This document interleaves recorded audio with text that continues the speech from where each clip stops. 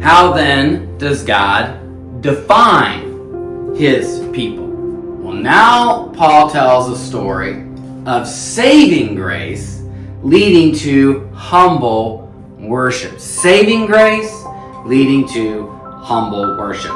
So far, God has given us one answer to the question of why Israel is not participating in salvation.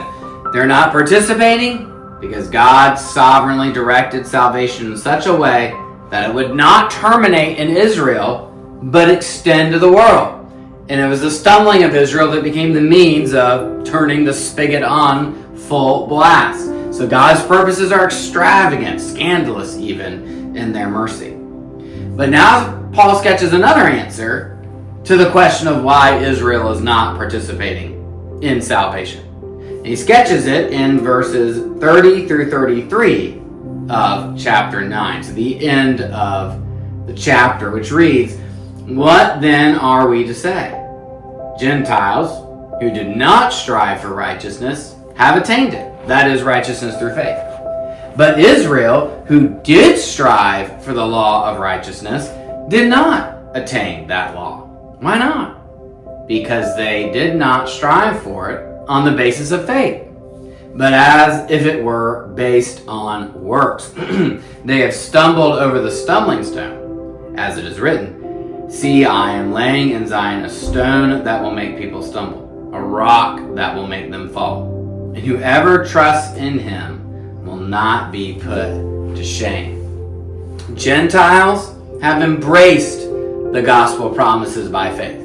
And on the other hand, Israel, for the most part, has not. Why not? Because Israel pursued the law as the way of righteousness. And they pursued it not by faith, but as if it were by works. They pursued the law in the hopes that it would bring them righteousness. But their approach to the law was on the term of works as opposed to faith. And now at this point, I do want to notice a few details of Paul's argument here because they do pay off in how we think about accepting one another and how God defines his people. Israel got fixated on obeying the law and did not, for the most part, look for salvation by trusting Jesus Christ. And maybe that makes you wonder, well, wait a minute, aren't you supposed to obey the law? Why does Israel get in trouble for doing the things God told them to do? That's a good question. On the one hand, yes, Israel is commanded to obey the law, not denying that at all. But on the other hand, there is a larger controlling story that they should glimpse from the Old Testament that calls them to trust God for their righteousness. Follow me here. Verses 5 through 8 of chapter 10 read as follows. "Moses writes concerning the righteousness that comes from the law, that the person who does these things will live by them. But the righteousness that comes from faith says, do not say in your heart who will ascend into heaven, that is to bring Christ down, or who will descend into the abyss, that is to bring Christ up from the dead. But what does it say? The word is near you, in your mouth and in your heart. That is the word of faith that we proclaim." According to these verses, on the one hand, there is the righteousness that the law offers. Do this and you will live. Verse 5, citing Leviticus 18:5, which was a central text in discussions of salvation and covenant faithfulness in Second Temple Judaism. But on the other hand, there is a righteousness that comes from faith. And it says, believe in Jesus. And by the way, this righteousness by faith message, it's grounded in the Old Testament. So do any of your copies of the Bible have quotation marks in verses 5 through 8? That's where Paul gets all this language about righteousness that I've been reading here. Righteousness of the law, righteousness of faith. All those phrases have quotation marks, and that means Paul is citing the Old Testament. And Paul is citing it in such a way to show us that there are two strands of thought in the Old Testament. On the one hand, you can try to keep the law and be righteous, or you can believe in God's Savior and be righteous. And the second strand controls how we understand the first. The first should be set within the context of the second and not the other way around. In other words, what's the controlling hermeneutic? Is it the righteousness of the law, or is it the righteousness of faith? Paul argues that it's the righteousness of faith.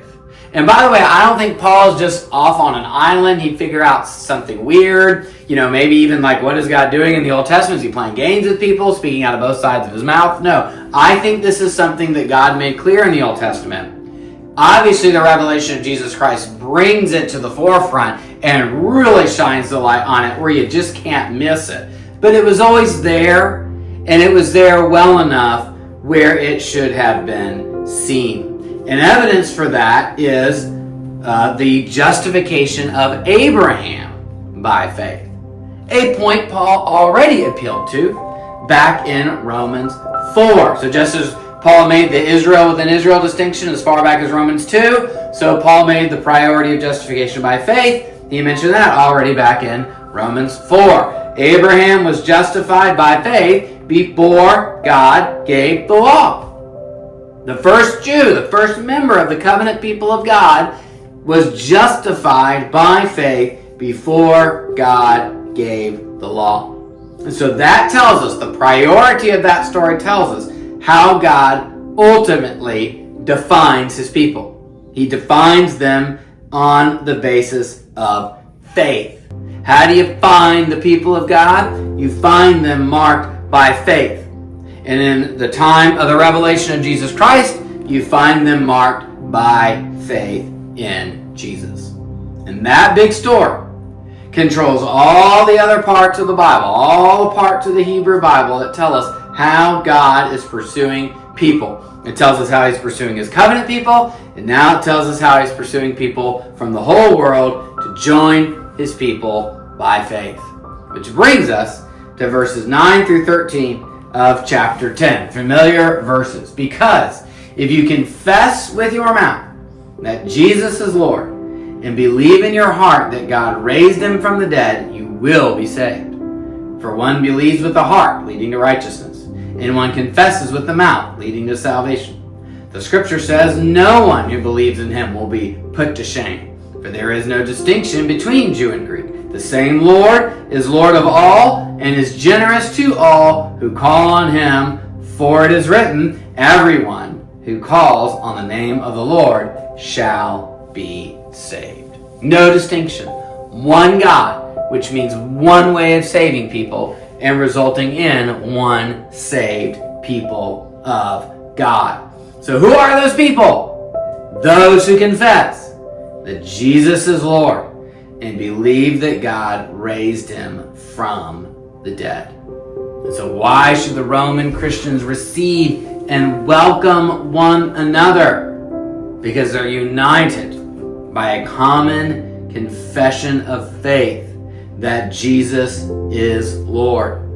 And so food and holy days should not divide them, because they all believe that Jesus is Lord and that God raised him from the dead. Now, there's just a wee bit more to this story, and I'm just going to give the main ideas in this discussion. Of course, there's Romans 11 that we have not yet touched on, and there's all sorts of issues in there. I'm not trying to sidestep them. They're fun, they're interesting. I just want to keep an eye on the main theme and story of Romans, and so I'll be a little selective here with Romans 11. But it does address the question of how God will finish this story, especially with reference to Israel. So in Romans 11:15, Paul repeats one of his earlier points that we emphasized. For if, this is Romans 11:15, if their rejection brought reconciliation to the world, what will their acceptance be but life from the dead? Israel's limitation brought salvation to so many. So how much more will their restoration bring? Now again, exactly what that restoration will look like, that's the matter of some dispute surrounding the interpretation of phrases in verse 25, such as, all Israel will be saved. And that's where we could have some fun in discussing the details. But regardless of how we interpret that phrase, we can all agree that Paul seems optimistic about the future. That what God does will be a glorious, faithful fulfillment of His promises that's in line with what we've already seen, this gathering of more and more and more people into the people of God. And in the meantime, while we worry about the future, Paul never takes his eyes off the present and the pastoral situation in the church. And he gives this counsel in verses 17 and 18. If some of the branches have been broken off, and you, though a wild olive shoot, have been grafted in among the others, and now share in the nourishing sap from the olive root, do not consider yourself to be superior to those other branches. If you do, consider this. You do not support the root, but the root supports you. Gentiles, don't be superior. Why? Because you only got here by grace. You're supported by the root. And I think that makes it crystal clear how this is heading towards Romans 14 and 15. And so therefore, Paul summarizes the state of things in verses 30 to 32 of chapter 11. He writes, just as you were once disobedient to God, but have now received mercy because of their disobedience, so also they have now been disobedient, in order that by the mercy shown to you, they also may now receive mercy. For God has imprisoned all in disobedience, so that He may be merciful to all. It's just, hey, they were disobedient. That led to your obedience by mercy.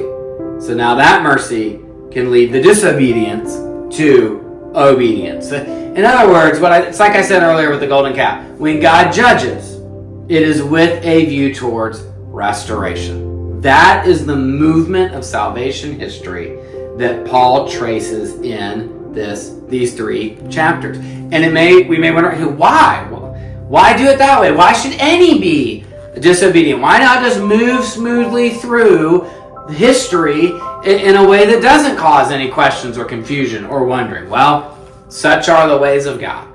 We know one reason God is that way is to reveal something about Himself, that He is gracious and that He saves graciously. And so Paul thus concludes, as we read earlier in verses 33 to 36, oh, the depth of the riches of the wisdom and the knowledge of God. God's story of saving grace leads to humble worship. That, by the way, is the same culmination that Paul comes to at the end of his pastoral treatment in Romans 14 and 15. One eschatological people of God worshiping the one God through Jesus Christ by the Spirit with one heart and one voice. So God creates and He defines His people by grace and faith so that they will glorify and worship Him with one heart and voice in His new creation.